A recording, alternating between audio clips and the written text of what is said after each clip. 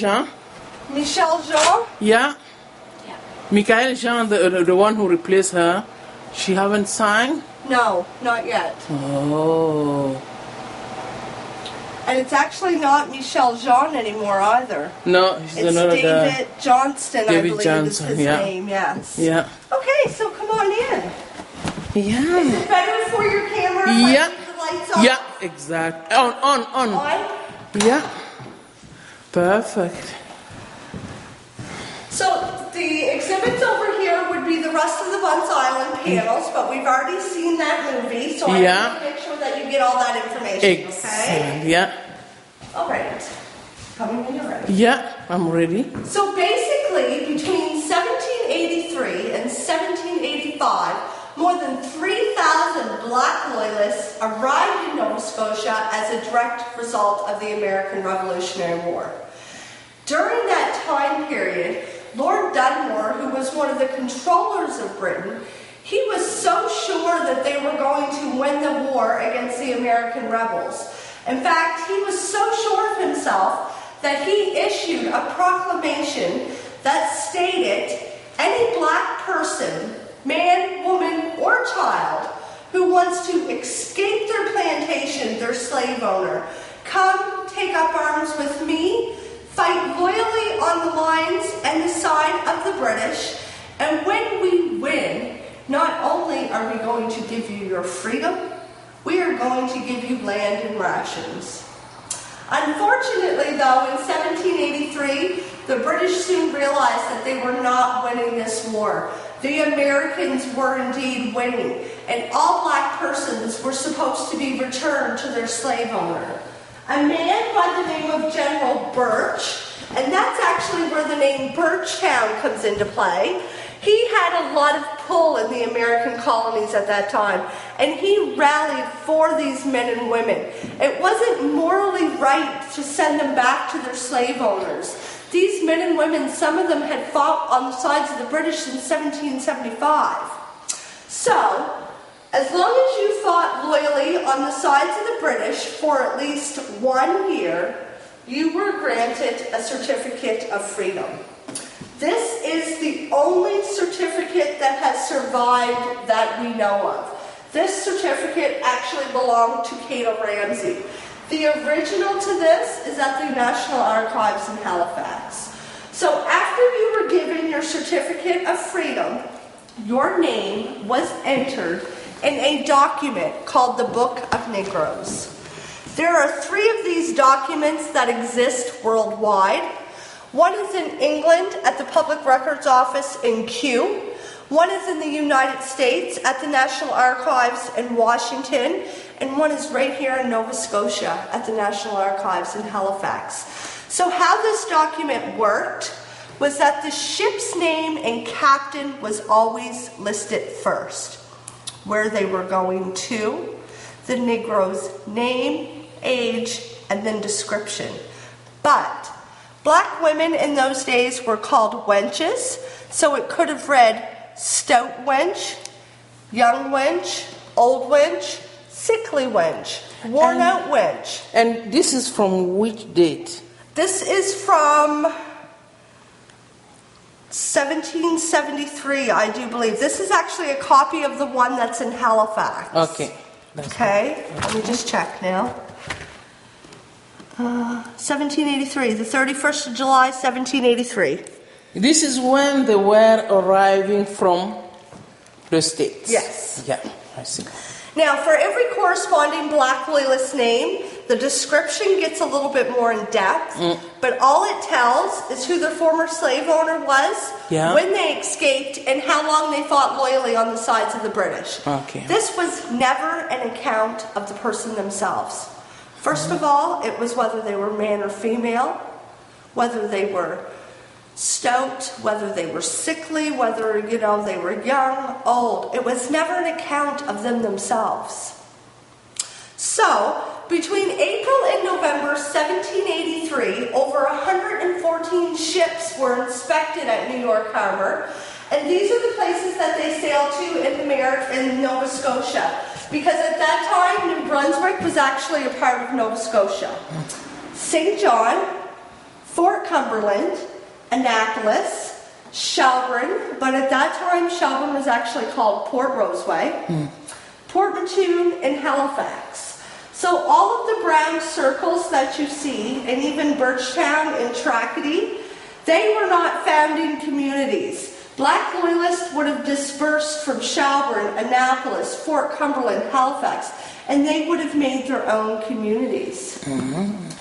Now, when the Black Loyalists arrived in Shelburne, Shelburne was just being established by white Loyalists, and Shelburne was not ready for an influx of people. But nevertheless, the white Loyalists were not ready for an influx of black people.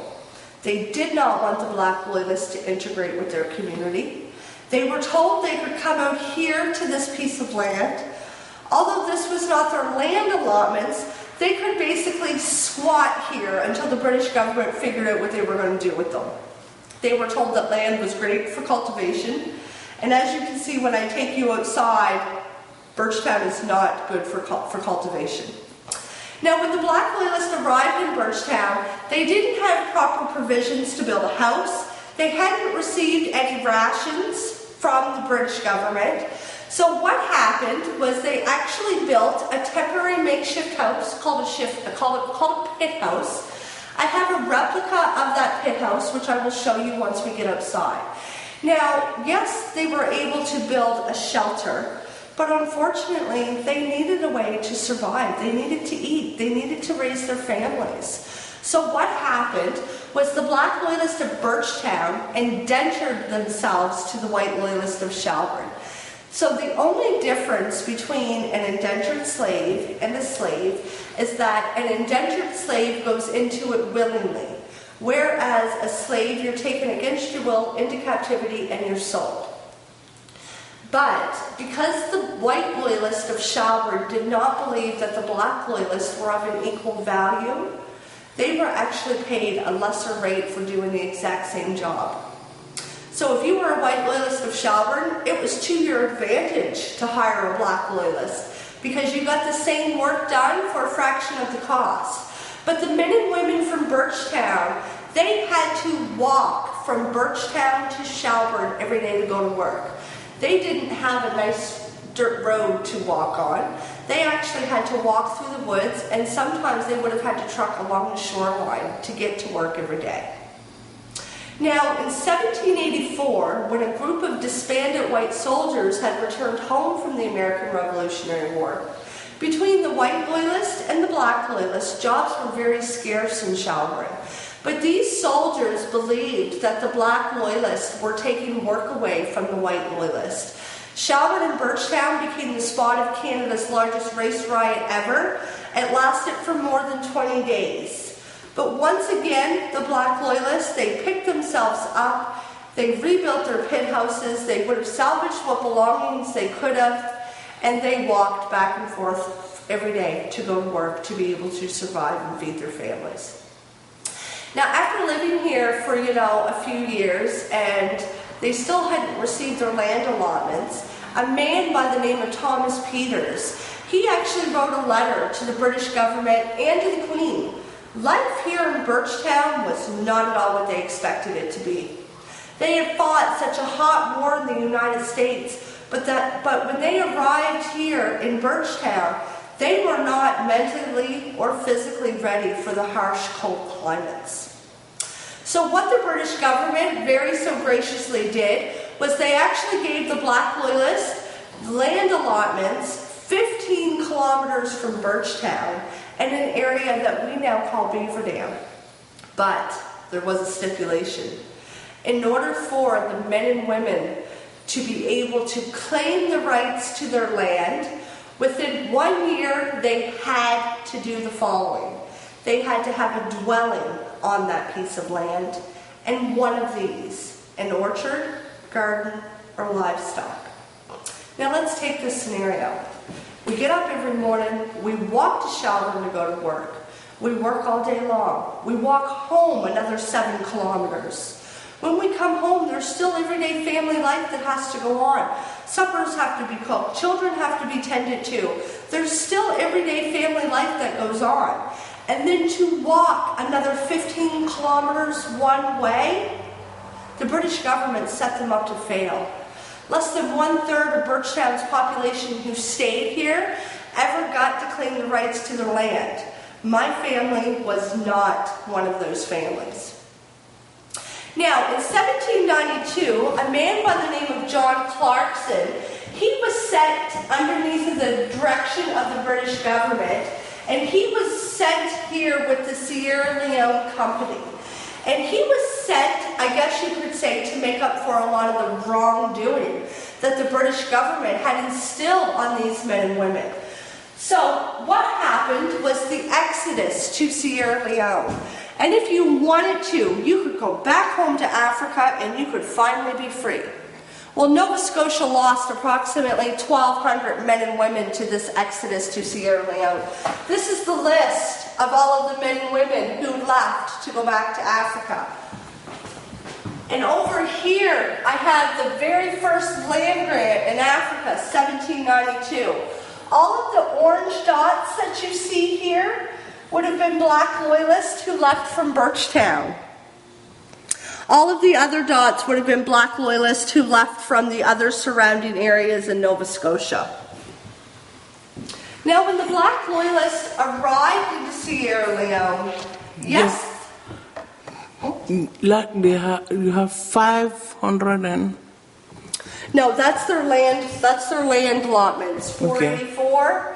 So you would go over here and you would look for land allotment 484. And you say how many of them left? Approximately 1,200 left from Nova Scotia. 12, yeah, exactly. Yes. 1,000. Yeah. 190, something like 1,109, yes. Excellent. Yes. Yeah. So when the Black Loyalists arrived into Freetown, so this is a picture that is supposed to depict the 15 ships that disembarked on the adventure. So of the, to Sierra Leone. Yes. Of the 15 ships, there was one medical ship, which you probably read in the Clarkson's mission, that was strategically placed in the center. Excellent. If anybody from the other surrounding ships were sick, they would be quarantined to this ship. And this is why 65 died, and the doctor called Dr. Bell passed away in the ship, and he is the only one that was able to get the funeral in Freetown. All the other 65 Black who died, they didn't get a funeral ceremony.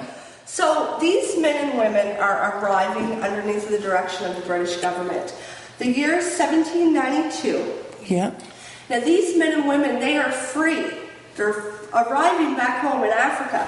But slavery was not abolished until 1807. So over here is a major slave trading ship that is exiling Africans away from their homes, their families, communities, villages. There wasn't a darn thing these men and women could do about it.